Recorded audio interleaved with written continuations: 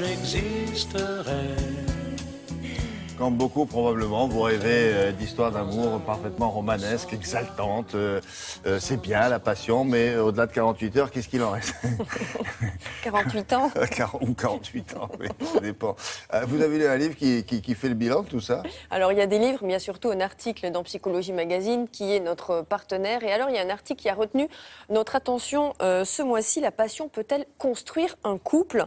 Alors, on rêve tous de vivre une relation d'amour passionnelle, exaltante. Pourquoi au fond? Parce qu'en vivant tout le panel d'émotions de la passion, c'est-à-dire la peur, la jalousie, il y a l'extase, il y a la possession, la fusion, l'exaltation, eh bien, en vivant tout ça, elle nous prouve, la passion, que tout simplement qu'on est en vie et que c'est même l'intérêt principal de la passion. C'est parfois même un peu maso, on frôle la torture, mais peu importe, parce que dans notre cerveau, eh ben, ça se passe très bien. On sécrète à ce moment-là des kilos d'hormones du bien-être et on pense qu'on est heureux.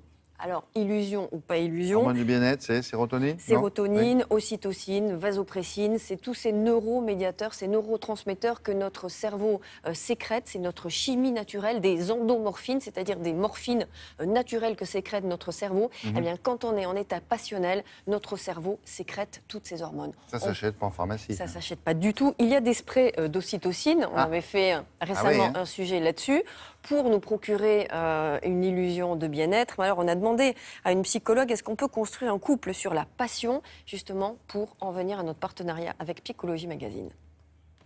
I've been loving you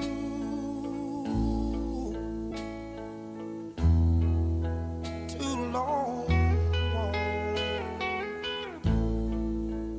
to stop now.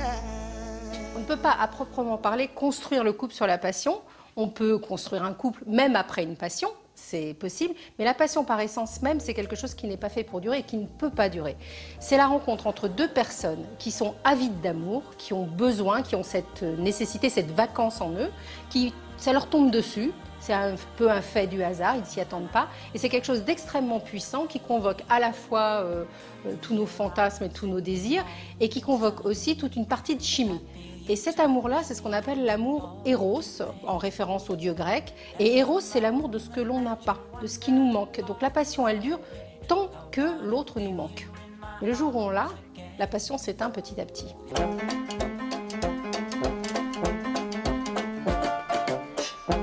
Mais c'est pas grave, parce qu'il existe une autre forme d'amour, celle de la construction du couple. Cet amour-là, on l'appelle l'amour philia, c'est-à-dire l'amour de ce que l'on a. Et aimer quelqu'un durablement, c'est aimer ce que l'on a. Et donc il y a une bascule, quel que soit le début d'amour que vous avez, que ce soit la passion, que ce soit pas la passion, que ce soit juste être amoureux, un jour, il faut apprendre à aimer ce que l'on a. Et c'est peut-être ce qui est le plus difficile dans le couple.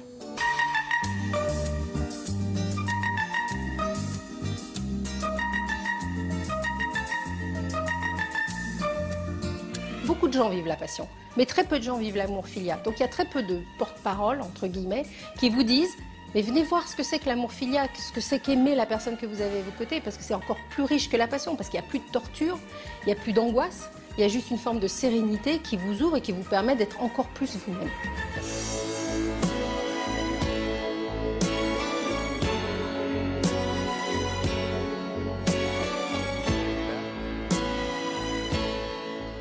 Je prends soin de mon couple, c'est comme ça que ça s'appelle son... Je prends soin de mon couple, absolument. Fabienne Kremer. On aime bien sa synthèse, l'amour, c'est aimer ce qu'on a.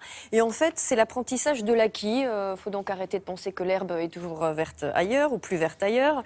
Et lutter contre le travers naturel de l'être humain qui s'adapte en permanence à ces nouveaux bonheurs. Et ça a un nom d'ailleurs, c'est l'adaptation hédoniste. C'est-à-dire que dès qu'on a un bonheur, on s'adapte à ce nouveau bonheur et il nous en faut un autre pour être heureux. Donc, cette adaptation hédoniste est un vrai démon.